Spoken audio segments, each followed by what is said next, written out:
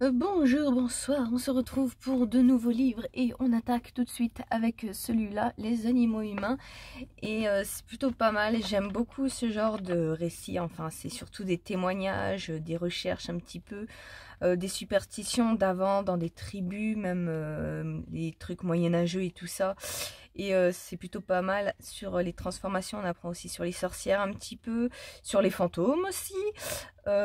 Sur les superstitions un petit peu aussi parce que bah c'est un récit qui nous donne des points de vue, des témoignages aussi de l'époque. Je sais pas après si c'est bien vérifié ou pas, je saurais pas trop vous dire. Je sais qu'il y a une préface avant qui nous explique un petit peu, voilà, un avant-propos. Mais du coup, ouais, on a pas mal de trucs. Je vais vous mettre un petit peu le résumé là comme ça. Et bref, si de base vous aimez bien un petit peu le folklore, les histoires de sorcières, les histoires de fantômes, les histoires d'animaux fantômes même, je pense que ça va vous plaire. C'est plein de petites histoires, de témoignages à n'importe quelle époque et aussi de tribus. C'est plutôt pas mal, j'aime beaucoup ce genre de truc. Après, il y a un truc qui m'est quand même ressorti dans la lecture, c'est que peu importe un petit peu les histoires, les contes, même il y a un truc qui m'a ressorti, c'est que quand allez, t'as un être humain qui se transforme en animal et tout ça, donc des moments c'est par des engans, des moments c'est par un objet et tout ça. En tout cas, peu importe la méthode, il faut toujours que t'as un autre être humain du coup qui s'accapare, je sais pas, le moyen de transformation ou quoi, et qui le brûle ou qui le cache ou et je me dis c'est quand même gonflé parce que, d'accord, il y en a, donc on parle de sorciers, du coup, qui utilisent des animaux et qui sont malveillants. Ok, d'accord. Mais t'en as, c'est juste, ils font leur petite vie, ils sont capables de se transformer, et puis non, il faut faut que les humains fassent chier, quoi. Alors que de base, ils demandaient rien à personne, ils faisaient de mal à personne, juste ils faisaient leur vie. C'est un truc qui m'est ressorti aussi. Mais bon, après, sinon, j'ai pas grand chose à dire de ce livre-là. Juste voilà, c'est plutôt pas mal à lire quand on aime le folklore un petit peu. Bon après je vais vous parler d'un truc, bon j'ai pas le livre, je vous le mettrai ici, je l'ai plus mais je sais que je l'avais photographié exprès. Et donc c'est Ondine, alors c'est une fille de l'eau les Ondins. Et apparemment elle s'est retrouvée sur Terre, bon on sait pas du tout. Après moi le livre que j'ai c'est la pièce de théâtre, donc j'ai vu qu'il manquait pas mal d'éléments et tout ça. Et même dans la pièce j'ai trouvé qu'il y avait des trucs que j'avais pas très bien compris, ou en tout cas qui étaient mal expliqués ou mal fait, je sais pas, ou c'est moi qui ai mal lu, mais il y a des trucs j'ai trouvé qui n'étaient pas très compréhensibles ou que j'ai compris bah après parce qu'à la fin t'as un petit peu les descriptions des personnages et on t'explique certaines choses bah du coup qui manquent, comme par exemple ah je sais plus, la femme là que le chevalier devait épouser en première.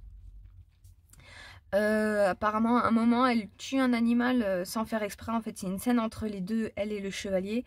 Et apparemment, elle avait un oiseau, je pense, c'était. Et apparemment, ils l'ont trop serré dans leurs mains et puis ils l'ont tué par inadvertance. Pour moi, c'est un accident. Et je sais qu'il y a une scène où on l'accuse d'avoir fait exprès et tout ça, sauf que bah c'est un accident. Et puis même le chevalier lui-même dit que c'était un accident. Du coup, moi j'étais restée sur ça.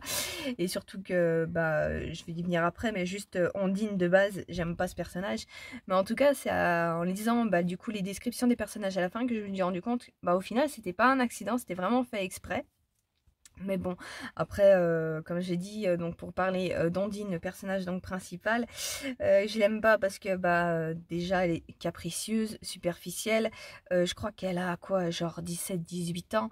Le chevalier, on sait pas son âge. Même lui, j'ai envie de te dire, pourquoi tu t'intéresses à une gamine juste même de base au début, il l'appelle enfant, mon enfant et tout ça et oh c'est horrible, j'aime pas ce genre d'histoire d'amour. Je peux même pas appeler ça de l'amour. Pour moi c'est juste elle a 18 ans, il est passif, je sais pas trop comment dire ça, mais il laisse vraiment les événements glisser sur lui. Juste, il se laisse porter par la vie, telle une méduse, et ne réagit pas, prend les choses comme elles viennent. Et du coup, donc, bah, pour moi, c'est juste des personnages qui ont envie de baiser. Enfin, surtout elle au départ. Et ouais, j'aime pas beaucoup ce genre d'histoire d'amour qu'on fait passer pour passionnel alors qu'en fait c'est juste charnel. J'ai pas aimé. En tout cas la pièce là que j'ai lue, j'ai pas aimé. Peut-être que les livres en entier donnent plus d'éléments, j'ai l'impression que c'est le cas. Mais là pour le coup, bah ça développe pas beaucoup les personnages et ils sont vachement superficiels et ça ne me plaît pas du tout, même juste la reine à un moment donné. Ondine donc qui lui parle d'amour et tout ça parce que en plus la reine elle voit tout de suite que bah, c'est une Ondine et qu'elle a rien à faire ici, qu'elle s'est paumée en fait et du coup bah elle lui dit de rentrer chez elle et tout ça et puis Ondine, je me souviens même pas de ses propres termes mais elle lui déballe des trucs sur l'amour et tout ça qui complètement osef, complètement débile et t'as la reine qui se laisse convaincre comme ça. Je me dis mais il manque quelque chose là, c'est pas possible. Mais bon bref, je pense pas que je tomberai sur le récit entier un jour. Peut-être, j'en sais rien. Mais en tout cas, pour la pièce que j'ai eue là, j'ai pas beaucoup aimé, ça m'a pas beaucoup inspiré. Bon, prochain livre. Donc, c'était celui que je disais. Si je l'avais pas trouvé dans une boîte à livres, jamais je l'aurais acheté. Surtout que là, en plus, c'est le deuxième volume, il me semble. Oui, c'est marqué ici du coup. Bon alors après je crois pour les films j'avais commencé le premier mais je crois qu'au bout de un quart d'heure 20 minutes ça m'avait saoulé puis j'avais arrêté. Après les autres je connais mais c'est par les parodies, les vidéos résumées sur YouTube que je les connais, donc on peut dire entre guillemets parce que je les connais pas vraiment dans le fond, je connais pas vraiment les détails. Mais c'est tout ce que... Mais je sais en gros l'histoire principale grâce à ça, on va dire. Et là donc, ce deuxième volume, on va parler, et j'ai pas lu les deux autres, hein, le premier et le dernier du coup, vu que je compte pas les acheter à moins que j'y tombe dessus comme celui-là. Du coup on va passer directement au deuxième. Et alors, c'était chiant. Ouais. Je me suis beaucoup ennuyée. Je crois qu'il y a bien 700 pages, hein. Attends, que je te dise. Ouais, 710 pages, allez. Et il se passe pas grand chose en fait, hein. Et c'est ça le problème, je pense, le plus gros problème du bouquin, c'est que vu que donc t'as Christian qui est un milliardaire et tout ça, qui a plein de relations, machin et tout ça, qui a le bras long quoi, bah à chaque fois en fait qu'il y a des obstacles, des trucs qui se passent, t'es pas inquiet de te dire, bon de base t'es pas inquiet parce que tu sais que bah, c'est les héros principaux dans un bouquin et qu'il va pas beaucoup leur arriver grand chose en général, mais tu te poses quand même la question de savoir mais comment ils vont s'en sortir, quel plan ils vont mettre en place et nana tout ça. Là t'as même pas ça parce que tu sais que monsieur a le bras long et que de toute façon il a qu'à claquer des doigts et puis ça va être réglé. Il n'y a pas de suspense, tu te fais chier du coup à cause de ça. Et en plus c'est vachement expédié les problèmes, c'est... Ouais, il se passe pas grand chose pour moi en tout cas. Ensuite du coup pour parler du côté BDSM, je pense que beaucoup déjà l'ont dit avant moi mais c'est pas du BDSM, ça n'a rien à voir, c'est mal foutu. J'ai en plus l'impression c'est quand je croise des gens dans la vraie vie, tu sais, qui sont pas renseignés sur ça, c'est dans la politique, enfin la politique, surtout les médias on va dire, t'as beaucoup d'aspects comme ça sur des trucs comme ça qui sortent un petit peu de l'ordinaire, on va dire, en tout cas qui sont pas dans les clous de notre normalité de société. Tu sais, c'est beaucoup stigmatisé, on fait beaucoup d'amalgames, beaucoup de préjugés dessus et on embrasse beaucoup dans les médias et tout ça, on met beaucoup l'accent sur pas mal de trucs et tout ça, et bah là j'ai l'impression que c'est exactement ça, c'est très superficiel, une vision en tout cas de quelqu'un qui a une vision très superficielle, médiatique de tout ça, alors que c'est pas la réalité. On le sait que les médias, même dans d'autres domaines, hein, juste le féminisme, en prendre pour exemple, ce qu'on en fait maintenant sur les réseaux, même dans les médias, ça n'a rien à voir. On détourne le problème d'un truc qui pourrait être qui pourrait poser problème en fait si c'était bien fait, et du coup on en fait quelque chose d'une limite de moqueur, pour s'en moquer clairement, pour pas que ça prenne beaucoup trop d'importance, tu vois. Là c'est exactement la même chose, et c'est dommage parce que là aussi c'est chiant. Et ouais, j'ai l'impression que la personne, comme beaucoup de personnes que j'ai croisées en réalité, qui n'étaient pas informées, hein, bien sûr, qui avaient une raison, une vision superficielle, du coup qui s'y laissent là-dessus, et c'est beaucoup retranscrit là-dedans, c'est très superficiel, c'est ouais, c'est pas la réalité en fait de ce qui se passe vraiment. Et bah ça rajoute encore un ennui de ce côté-là, parce que tu grinces des dents en fait, t'es là, mais c'est pas comme ça que ça se passe, arrêtez. Et du coup, mêlé à ça, plus le fait qu'il se passe rien dans l'histoire concrètement, et moi ça me donne en fait l'impression, en dézoomant, que bah, j'ai l'impression en fait que c'est deux personnes qui du coup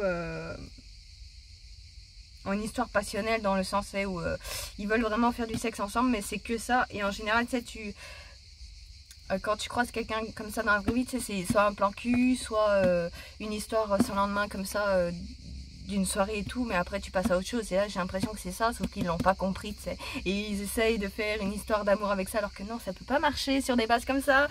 Tu vois de toute manière comment juste Christian et puis même Anastasia, ou Anna plutôt, bah, leur manière d'interagir avec la sexualité, on va dire, tu vois que ils ont mal été formés sur ça. Je sais pas si ça se dit exactement, mais bon voilà, ils ont une vision un peu spéciale de tout ça. Juste Anastasia qui qualifie bah, du BDSM de trucs pervers, de baisse perverse, c'est perverse, pardon. C'est voilà, ça t'en dit assez long sur le truc. Et puis même à un moment, donc, tu as un psy là qui est censé donc faire une thérapie pour Christian, parce que du coup, Christian, mine de rien, c'est donc, je crois que c'est dit dans les films, hein. Désolée pour le spoil au passage, hein, au cas où. Mais en tout cas, Christian, du coup, donc malgré tout, il a une enfance difficile avec sa mère, donc qui était une prostituée apparemment, qui était complètement droguée par son mec, qui était battue d'ailleurs par son mec aussi, et puis lui aussi, hein, au passage, hein, pourquoi pas, tant qu'à faire.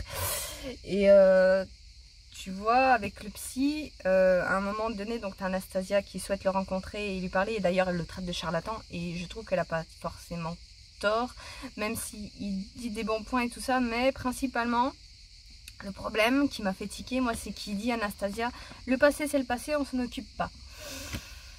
À mon sens, tu peux pas dire ça d'un personnage, enfin d'une personne en tout cas qui a été profondément traumatisée, qui a encore des traumatismes, et qui, parce qu'il a pas mal de points qu'on retrouve, son hypervigilance par exemple, même si c'est exacerbé par des caractères, je dirais, de PN pour moi. Mais bon, on va mettre ça de côté pour l'instant.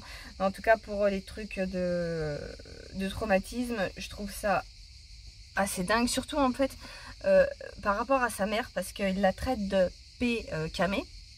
Je pense que vous allez comprendre.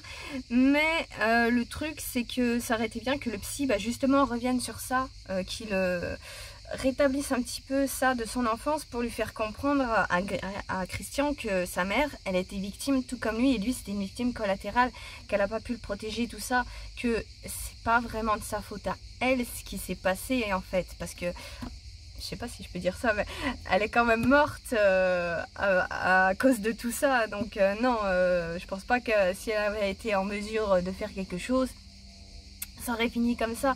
Et c'est dommage, parce que Christian du coup déteste sa mère, je pense, ou je sais pas, ou en tout cas on pense pas que, vu comment il en parle, je pense pas qu'on puisse dire qu'il l'aime et tout ça, mais ça aurait été bien que du coup bah, le psy travaille sur ça pour lui faire comprendre que bah non, en fait c'était tous les deux des victimes, et puis le seul coupable bah, c'était l'autre Mac là.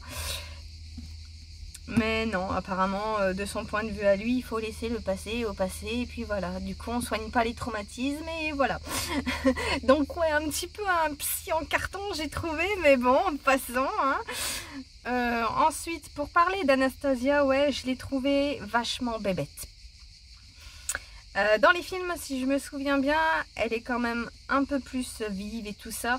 Alors que là, j'ai trouvé assez bébête, surtout dans le truc où, à un moment donné, donc, t'as cette Alex, là, Layla, qui revient et tout ça. Et déjà, ça, juste parenthèse, un truc de fou, comme quoi toutes les meufs veulent Christian, tous les mecs veulent Anna, tout machin. Oh, tu te dis, mais what the fuck. Et on redescend sur terre un petit peu, là, des dieux vivants, hein. Tout le monde ne veut pas votre dieu. Mais du coup, ouais, donc, bon, dans la théorie, donc, il y a Layla qui n'arrive pas à passer à autre chose, et nana. Et elle en veut à Anna et à Christian. En fait, on sait même pas vraiment ce qu'elle veut, parce qu'elle se fait très très vite, contrôler au final, hein, comme je l'ai dit au début, tu sais que ça va vite être réglé les trucs. Et donc je disais, donc la Leïla là, qui revient du coup, donc pour s'en prendre à nos deux, on va dire. Et quand tu la vois en fait, la confrontation avec du coup Anna, et qu'elle part, enfin vite fait quoi, et que tu vois en fait comment elle se comporte et tout ça, comment elle parle de Christian, elle appelle maître et nana. Et tu te dis, et quand Christian intervient au final, et tu te dis, mais en fait, le mec, qu'est-ce qu'il lui a fait pour qu'elle ait le cerveau retourné comme ça, quoi? Tu te dis, mais il y a eu un conditionnement, c'est pas possible. Il l'a séquestré pendant je sais pas combien de semaines, et puis il l'a bien dressé, quoi. Et ça fait peur, tu te dis, oh, meuf, Anna, cours, va-t'en, pars. Mais non, bien sûr, hein, non, elle va rester. Ça, c'est un truc. Ses défauts et tout ça, surtout que, ah oui, alors ça m'a choqué au début. On apprend que donc le premier tome, apparemment, s'est passé sur 2-3 mois, un truc comme ça, je pense. Enfin, si je me souviens bien. Je sais plus où c'est que c'est marqué, mais en tout cas, c'est pas plus de 3 mois. Et là, on va dire, ça se passe sur 3 semaines, donc allez, 1 mois. Donc on va dire, allez, 3-4 mois, du coup, là, qui s'écoulent entre 2 tomes. Et tu te dis, ils finissent par se fiancer, tout ça. Et en plus, vers la fin, c'est marrant quand ils annoncent qu'ils se fiancent et tout ça. Et t'as tout le monde qui est là en mode, mais c'est trop rapide en fait. Ça va trop vite. Vous vous connaissez depuis que quelques mois, on se calme. Doucement, hein. Surtout quand tu vois qu'ils passent leur temps qu'à baiser, qu'à parler de baise et tout ça, qu'à se chauffer. Tu te dis, ouais, mais... Là, vous êtes, on va dire, dans la lune de miel. Et pour la suite, ça va être chaud, quoi. J'ai pas envie d'être à sa place. Hein. Et c'est pour ça que je disais, ouais, j'ai l'impression que c'est ces deux personnes qui se rencontrent justement pour plan cul et tout ça. Et finalement, qui essayent de faire une histoire d'amour avec ça, mais qui n'ont pas compris que ça va pas pouvoir marcher. Parce que y a rien d'autre, en fait, à part ça. Et c'est dommage. Et... ça emmène encore plus ça, surtout que tu as plein d'autres détails, enfin je trouve, où tu as, par exemple, pour revenir à Leïla, quand du coup, tu sais, dans le film, il a fait mettre à genoux la Christian et tout ça, et dans le film, bon, c'est plus, de manière, dans le film, c'est plus lissé, on va dire, c'est plus logique que dans ça, parce que là-dedans, mais juste, attends, je finis ça parce que je m'éparpille après, mais du coup, en fait, là, ce que je veux dire, c'est que quand elle voit ça, la première chose qu'elle pense dans le bouquin, c'est « Ah mon Dieu, ils vont baiser. Ah mon Dieu, je peux pas les laisser seuls, ils vont faire des trucs. » Et c'est pour ça, tout le long du livre, à plusieurs reprises, je me dis, mais juste certaines même conversations qu'ils ont entre eux, sans pour autant qu'il y ait un problème et tout ça, je me dis, mais c'est lunaire ce qui se passe. Non, parce que franchement, elle se fait menacer donc par l'ex, on va dire, de son mec. Elle a une arme et tout ça, donc lui il intervient, il la fait mettre à genoux et tout ça, et donc il lui dit de partir pour se mettre en sécurité. T'as même son garde du corps qui l'emmène parce qu'elle veut pas bouger, et elle, la première chose qu'elle se dit, c'est mon Dieu, ils vont faire du sexe, plutôt que de dire ah putain, j'ai failli me faire buter, quoi. Elle avait passé, l'autre elle a pas tiré, mais elle aurait pu, quoi. Et non, elle pense même pas à ça, elle s'en fout. Et puis dans le chapitre après, je crois qu'ils sont envoyés en l'air tranquille, genre il s'est rien passé. Même lui, il lui fait la remarque, tu sais, il fait ouais, mais après tout ce qui s'est passé, Sou, t'es sûre? Et elle est là, ouais, rien à foutre. Tu te dis what? Mais ouais, autant Christian que Anna, je trouve que Anna est bébête, comme j'ai dit, mais elle est lunaire. Ah là là. Et c'est pour ça que t'as même pas des situations, mais t'as même des conversations aussi comme ça qui sont lunaires à plusieurs reprises, où c'est mal indiqué qui parle. Donc tu sais, t'as les successions de phrases et tout ça, des gens qui parlent. Sauf que le truc, c'est pas forcément bien indiqué de qui parle. Donc dans la logique, tu sais, donc t'en as un qui commence, donc on va dire Anna, après t'as Christian, après t'as Anna qui répond, et puis t'as Christian qui nana. Sauf que des moments, quand tu lis ça, tu te rends compte que c'est pas logique, et du coup tu te rends compte que l'auteur a oublié de mettre un ouais je parle ou il dit ça et nana pour pas être perdu, parce que du coup ça donne un petit peu des Anna, Christian, Anna, Christian, sauf que quand t'es pas informé que c'est Anna qui enchaîne deux phrases ensuite, toi c'est normal que tu sautes un truc, tu vois. Et du coup ouais, t'as des conversations qui sont lunaires, où des moments je suis là en mode attends, je suis perdue là, c'est qui parle? Donc ouais, c'est un peu brouillon, c'est vachement brouillon. Et pour revenir à Anna, ouais, que je disais qu'elle était bébête, j'ai pas développé, je me rends compte. Mais t'as un moment donné où elle tombe sur Leïla du coup, et elle se rend compte qu'elles se ressemblent et tout, elles ont les cheveux bruns et tout ça, et puis je crois que Christian lui-même confirme qu'il aime pas les blondes, il aime que les brunes et nana. Et donc t'as toi lecteur qui fait automatiquement la liaison de ouais, donc alors attends, on a appris dans le premier volume, enfin dans le premier film pour moi, que donc il aimait bien punir les meufs parce que voilà, même si bon dans la réalité ça devrait pas se passer comme ça, il devrait plutôt les zigouiller, mais bon c'est un détail hein, on va dire que voilà. Mais du coup donc il aime bien punir les meufs, enfin il veut les punir. Il veut être brusque avec. Pourquoi? Pourquoi elles sont toutes brunes? Parce que c'est un peu l'image de sa mère, il le confirme lui-même là-dedans hein, d'ailleurs. Et la meuf, genre elle est choquée en mode c'est tellement évitant meuf. Même dans la réalité, je veux dire, t'as tellement des mecs comme ça qui, à cause du traumatisme ou parce qu'ils ont été éduqués aux mecs toxiques et tout, la nana, t'as tellement dans la réalité des mecs qui... que ce soit leurs femmes qui ont un gosse avec, qui n'arrivent pas à faire la distinction avec leur fille et leur femme et qui mélangent les deux, ou qui comme là mélangent avec leur mère et tout ça, avec toutes les meufs et nanas. C'est tellement, je sais pas,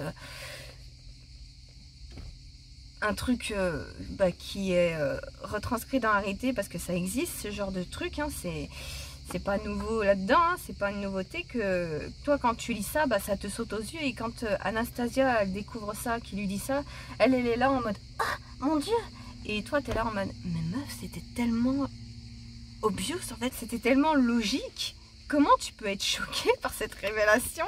S'il te plaît. Ouais, il y a plein de trucs qui vont pas. Hein. On apprend donc tu sais qu'il a pris ses relevés bancaires là parce qu'il lui verse de l'argent au début et tout ça. Et son argument à lui c'est ouais mais t'inquiète, moi ça va, mais voilà c'est dangereux et tout ça, mais moi ça va, ça aurait pu être pire avec quelqu'un d'autre. Enfin il se justifie par des trucs, mais tu te dis... même juste ça, tu te dis mais meuf cours en fait, va-t'en, ça va pas, rien ne va, il rachète sa société parce qu'il veut pas, nana. Ah ouais c'est quand même un bon gros connard hein, pour moi, il faut prendre les jambes à son cou même là, mais dans le deuxième il est quand même vachement plus doux je trouve, il est moins violent avec elle parce que déjà d'une elle veut pas. Mais après, c'est ça qui me fait marrer, c'est qu'à un moment donné, il y a tellement en fait des phrases, des drapeaux rouges qui se hissent, que je pense on a toutes, nous femmes, vu dans la réalité où on a pris nos jambes à nos coups, ou au pire on a tiré notre cou et puis on s'est barré après coup. Il y a beaucoup de coups dans cette phrase, mais il y a tellement de drapeaux rouges là-dedans, tu te dis ouais mais Anastasia, tire ton coup si tu veux, parce qu'on voit qu'elle a quand même chaud aux ovaires, hein. Et après attends, on t'en voudra pas, hein, mais tu peux pas faire ta vie, c'est le genre de mec tu fais pas ta vie avec en fait, tu les mets juste dans ton lit c'est tout. Et c'est ça le truc, parce qu'à un moment donné il lui dit carrément que elle c'est pas pareil que ses autres soumises, parce que je sais pas, parce qu'elle s'oppose à lui, un truc comme ça. Mais en vrai quand tu lis le truc, non pas du tout, hein, elle y obéit, hein, ça aussi il n'y a pas de surprise quand Anastasia elle dit que elle veut un truc, ou qu'il fasse pas un truc, ou elle veut faire un truc, tu sais que de toute façon c'est lui qui aura le dernier mot. Même là il n'y a pas de surprise en fait, c'est très décousu, c'est très ennuyeux, c'est très illogique aussi, bref, ne l'achetez pas, mais si vous y tombez dessus, lisez-le, c'est toujours marrant à lire, hein, voilà. Je sais pas trop quoi dire d'autre, hein. Je pense qu'on en a beaucoup trop parlé, donc allez, on met ça de côté. Tiens, Tricot, tu veux jouer avec? Va chercher. Bon, pour finir du coup cette vidéo, on va parler donc de La Croisée des Mondes. Alors, j'avais vu le film avant de voir le livre, et d'ailleurs c'est dommage que je suis pas tombée sur la suite, vu que je connaissais déjà le premier, mais bon, c'est pas grave. Et puis il y a toujours des éléments qui sont changés ou rajoutés dans les films, comme par exemple la femme là, la blonde avec son singe. Dans le film, je crois que du coup, elle avait aussi subi la scission, mais apparemment dans le livre, c'est pas le cas. Il y a aussi beaucoup d'aspects, par exemple, pour Lord... Ah, comment il s'appelle? Lord... Ah, je sais plus, je vous mettrai le nom là, mais du coup, c'est le Lord. Et du coup, son personnage est beaucoup adouci dans le film, parce que dans le livre, il est c'est pas qu'il est insupportable, c'est juste qu'il est tellement froid, mégalo, c'est un personnage détestable vraiment.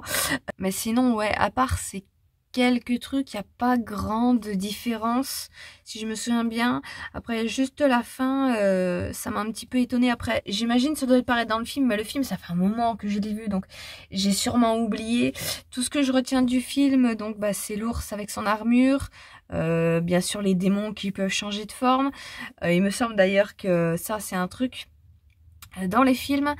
Ils disent donc, ils expliquent ça, que les démons des enfants peuvent changer de forme, mais à l'âge adulte ça se stabilise parce que bah, du coup ils sont pas stables mentalement, ou c'est normal qu'un enfant ça change beaucoup parce que c'est pas encore construit dans sa personnalité et tout ça. Alors que dans le livre c'est complètement absent, ça c'est même un truc qu'ils ne comprennent toujours pas eux-mêmes pourquoi. Pareil pour la poussière, ils savent pas trop d'où ça vient, qu'est-ce que ça représente. Est-ce que ça représente bah ouais, l'adolescence, le passage à l'âge adulte, la puberté, je ne sais pas. On n'en sait rien, je serai sûrement dans la suite, mais bon, va falloir, je pense que je le trouve, parce que là, j'ai jamais déjà eu de la chance d'y tomber dessus, donc bon. Et je pense aussi, ouais, qu'à la fin du film, le pote de notre héroïne, donc Lyra, je crois que, je sais pas s'il rentrait ou pas, mais j'ai quand même une... ça m'a surpris, en fait, de découvrir ce qui se passe à la fin, parce que bah, dans le film, j'avais pas... ce souvenir. Je pense que ouais, le film au final a beaucoup lissé, adouci pas mal de choses, enfin quelques détails, mais du coup ça fait que bah, pour moi la fin est différente avec le film, en tout cas dans mes souvenirs. Après bon, je me souviens pas vraiment de la fin du film, mais bon, il y a des trucs qui font que je me dis ah, mais ça se passe pas comme ça. Bon, après tu vas me dire c'est normal, il y a toujours des différences et tout ça, mais c'était quand même des différences assez importantes pour le coup.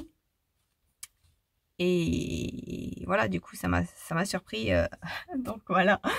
Après, ouais, sinon, globalement, j'ai pas grand chose à en dire. J'avais bien aimé le film, donc découvrir le livre, à part les petites différences, j'ai bien aimé aussi.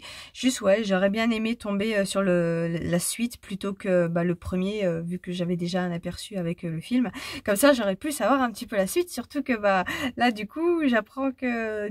Donc, on découvre qu'il y a des mondes parallèles, donc la croisée des mondes. Hein. Et donc, ben, on découvre que à la fin, Lyra, en fait, elle y va. Et ça, je m'en souvenais pas dans le film. Du coup, j'aurais bien aimé avoir la suite. Et je pense, ouais, ça sera sûrement un truc que j'achèterai prochainement. Je ne sais pas. Du coup, ça m'a étayé quand même. Mais bon, bref, voilà. Moi, je vous termine avec ceci. Et on se retrouvera plus tard pour d'autres livres. Bisous!